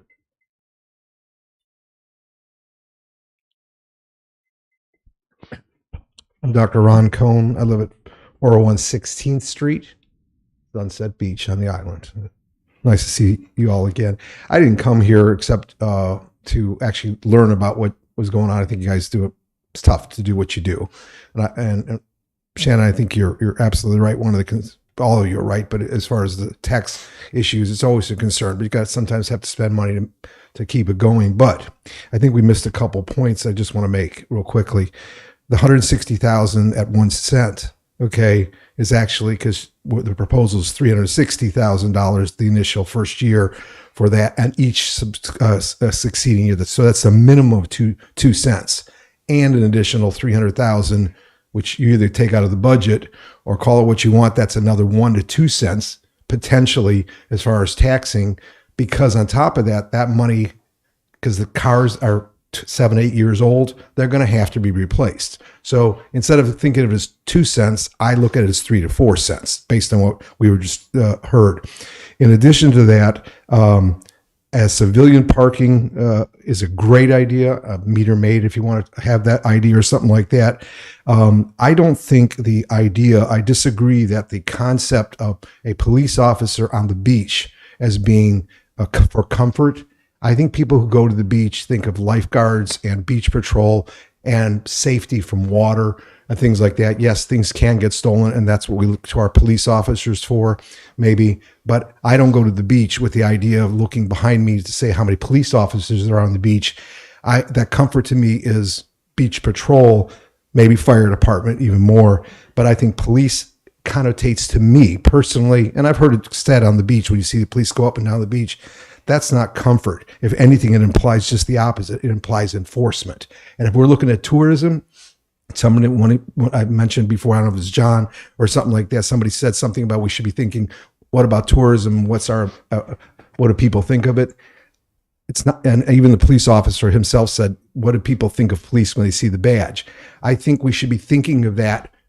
Again, it's always great to add more police. It's a good idea, but it connotates enforcement. And finally, I think what I would see as being logical. In summary, I think we need to, one last thing I want to say is when at one of the meetings previously, we talked about metering the beach and things like that, putting parking meters here. If that was ever to be done, it's a completely different discussion. That could be as much as $1 million a year. Okay. That money could be the offset you need to hire the police officers to fund this whole thing. Okay. So maybe putting that ahead of what we're doing here, looking at where that funding is going to come from first, instead of raising the taxes to people and then still giving the police department what they need, as I think a good idea. Thank you. Thank you. Anyone else?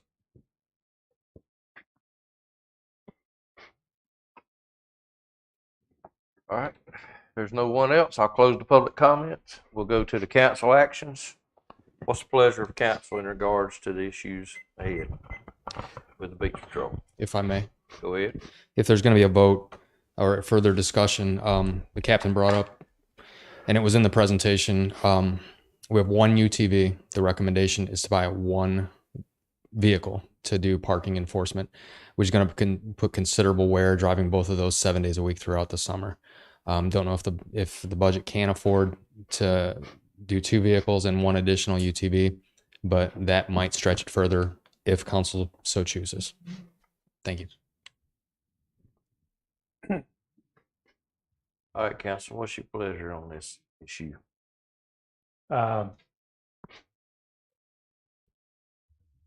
Since we're going to be discussing this a little bit, I won't make it in the form of a motion. But for discussion, I'd like to hire 2 police officers full-time. I'd like to buy 1 additional UTV so both of them can be on the beach at the same time. I'm going to go ahead with the civilian parking patrol. I guess as you set it up, have a pool.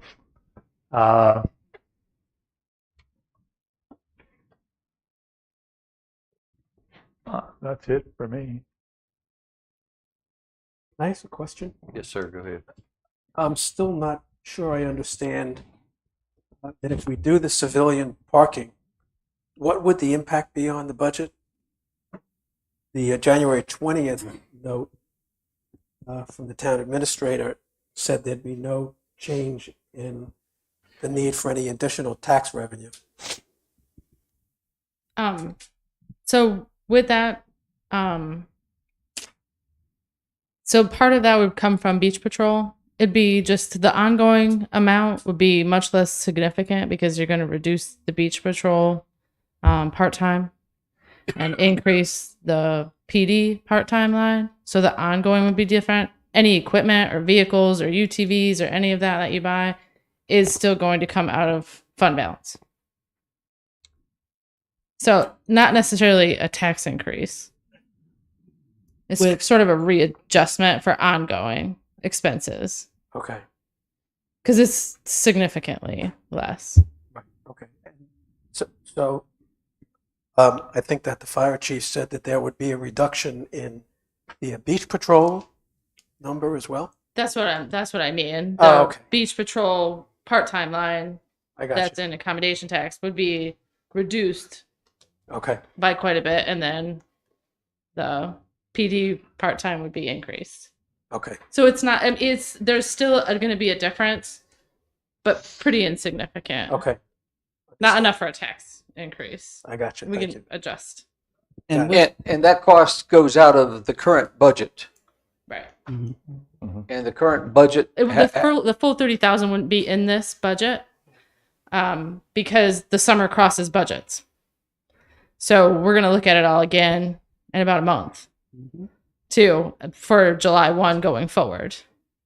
but if we have to buy 1 or Anything 2 that- vehicles, any anything that UTVs, That's gonna come the out radios, the equipment, and any of that kind of stuff, That's that comes now. out of the current budget. And so my question is, It's not in the current budget. That's something that we would have to do a it's- budget amendment for out of fund and balance. and our resources can support that? That's the question. The impact on the current budget. well, It would with be- regard to the UTVs, since Richard you have 4, right? So he's not going to use 2 UTVs or ATVs daily. So Ken, would you be able to get by with one of those for your second person? Still needs to be It's modified going to need for some modification. Yeah, police. I would still like to enforcement. put computer mounts in them, police lights, and I'd probably paint them so it didn't look like the Jolly Green Giant coming down for you. I'm sorry. What was But that that's last it. part? I'm sorry. What was that last part? I probably would paint them, change the color scheme instead of the green and yellow. Make it look like police instead of John Deere. But that would be a lot less than buying a UTV right now. But the proposal that we had been talking about was not hiring additional police officers. It was taking the police officer that is currently available, and we hired 2 police officers previously to do parking enforcement, is to take basically those 2, move them to the beach. So one would be on duty, one would be off duty. And then hired code enforcement, whereas Councilman Nern raised hiring 2 new police officers. And that's not what our previous discussion was focused on, although that's what he may want to do.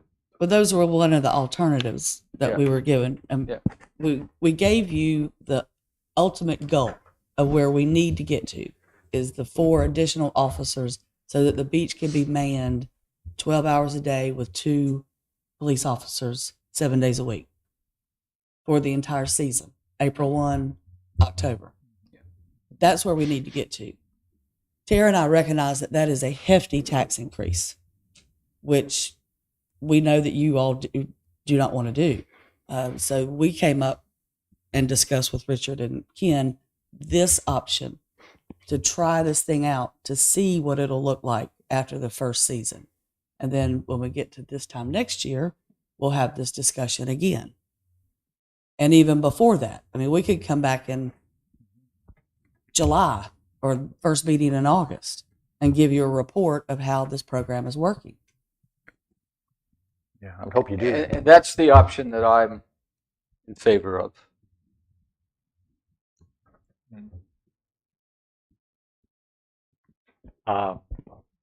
Not Charlie's option.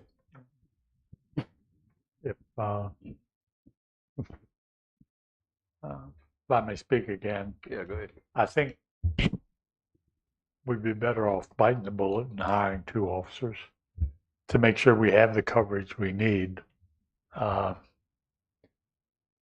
We could wait until August and do it. I just want to have a nice beach season, and if it means What would the hiring, impact be on the budget? we make a budget amendment, and the money would come out of the reserve fund. It's not that we don't have the money, and we wouldn't have to raise taxes. So why does hiring 4 officers mean a tax increase and hiring 2 doesn't? Well, we would just bite the bullet and take it out of the budget. Am I going the right direction here?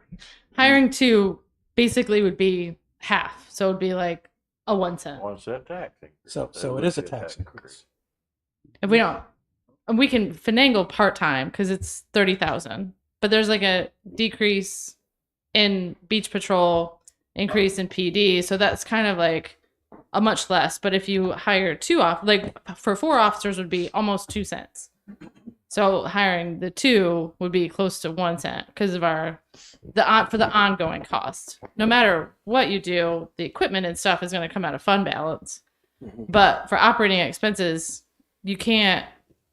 I mean, you can, but it's really bad practice to do that out of fund balance because you're going to have it every single year. And in addition, if we hire any number of police officers that we hire, we're increasing the number of permanent staff, which is not just that person's salary, it's all the benefits that go into that, and that stays with us Yeah, pretty much currently the forever. 74,000 hypothetical number was me bringing all of the benefits into that position. We're not going to go pay them $74,000, but with benefits and everything, It'll cost it. a very beginning starting officer would cost the town a total package of around 74,000 And that would be ongoing every single year. Okay. Yeah. And 2 of those would be 140,000, which is a 1 cent tax increase, basically. Basically. So I'm in favor of what John suggested, which is that we do the civilian parking, that we don't hire any more officers, that we give that a trial period where we can see how that works, see if it works okay. If it doesn't, then we can come back and revisit that. And I agree with John, and I agree with Tom that I would like to see this experiment tried. At least we will know if it works or not, and ask that the police and fire come back to us throughout the summer, a couple of meetings throughout and let us know how things are going. And we can certainly, as individuals, go out on the beach and check it out. We got to be careful to watch over it, make sure it works this year. and hopefully make an adjustment if needed. But hopefully it will, and we move on. But I think the big thing is, let's try it. So, but I just want to clarify one thing before we make a motion of what the next step is, of what exactly the equipment is, because there's been like a few different things about equipment. So, and I have to bring you back a budget amendment at the first one in February. So if we can kind of get an idea of what exactly the equipment is. I don't know if you want to come up with that. Take one of the policemen's or the firemen's, John Deere, let him upgrade it. That's basically what I take from what they saying up here. Take that, change the To color, upgrade put it. your lights, upgrade it like it needs to be. Use that because you have extra, so we can do that just to see, for a trial error to see. And then, like I said, if it comes down to it, we got to do something, then we'll have to do something. Absolutely. But at first, try it and see where we're at before we go to spending the town's money. I mean, we got to be smarter than this, y'all. And a vehicle for the code enforcement. And the vehicle for the code enforcement. Right. That's where I thought we were going, but I just wanted to make sure before, so that it was like That's what I take the from right what in the they motion. said. Yeah. When you say code enforcement, you mean the civilian The parking? parking, the little Yeah. car, like yeah, you showed, that yes. specific vehicle. Yeah. Just wanted to make sure. So how should we, Do we need a motion? Yes, you do. would you, What's the pleasure of would you council? guide us in making this motion so it's done correctly? I think that basically what you're doing is the motion for part-time increase for police department and the purchase of a vehicle for code enforcement parking, and then upgrading a current UTV cost. I don't know as far as operating what that part of the motion needs to be. The 'Cause you're changing a operation part program. is- right. You're going with the program that the police department handles code enforcement on the beach strand, and the fire department continues with the Safety beach EMTs. And, patrol part. yeah. So moved. And I'll second that. Thank you. I'll second that. Thank you, Tara. Yeah. you got that right. Are y'all gonna use it for your motion, or are you gonna? That was the Okay. easy way out, John. Well, it sounded good at the time. Okay. I make a motion that we go with the plan to have police department handle code enforcement on the island, fire department to handle beach patrol, that we upgrade one beach patrol ATV to be used by police department, and that we purchase a vehicle and the associated equipment necessary for the civilian parking code enforcement. Did I miss anything? Do I have a second? Second. Any more discussion? All in favor? Aye. Aye. Did you say aye, Charlie? I did. Okay. Yep. So going back to the part about, you mentioned that someone could be sworn in to do things for the town. You talked about even the people up here. Why don't we take the three amigos here, put Charlie in a little car out there and let him sit with a gun on his side? You know, he's the former policeman that always likes that. You got Mike, who's the educator over here. Let him do all the education, and John will make sure every violation that gets done go, because you know he patrols a couple of times a day. So that'll take care of a lot of the problems there. So get him sworn in before the season starts. We're right Chief, we're right behind you. I think the last thing you want is the council to be out there doing code enforcement. I think that's true. All right, we cancel action. Do I have anything else before One we one adjourn? question, do we have to do anything, do we have to make a resolution or anything about Cabanas. not changing cabanas and Mm-mm. beach line or anything, just keep all Didn't that do as it anything, is? everything Keep it all stays the the same. And that's Just like it sufficient is. for our vendors to go out and start getting their permits and sales, et cetera, right? Yep. Go out. Applications No will be change in the accepted rules. starting right now. Deal. Nothing else? Do I have a motion to adjourn? Motion. I have a second? Second. No discussion? All in Yeah. favor? Aye.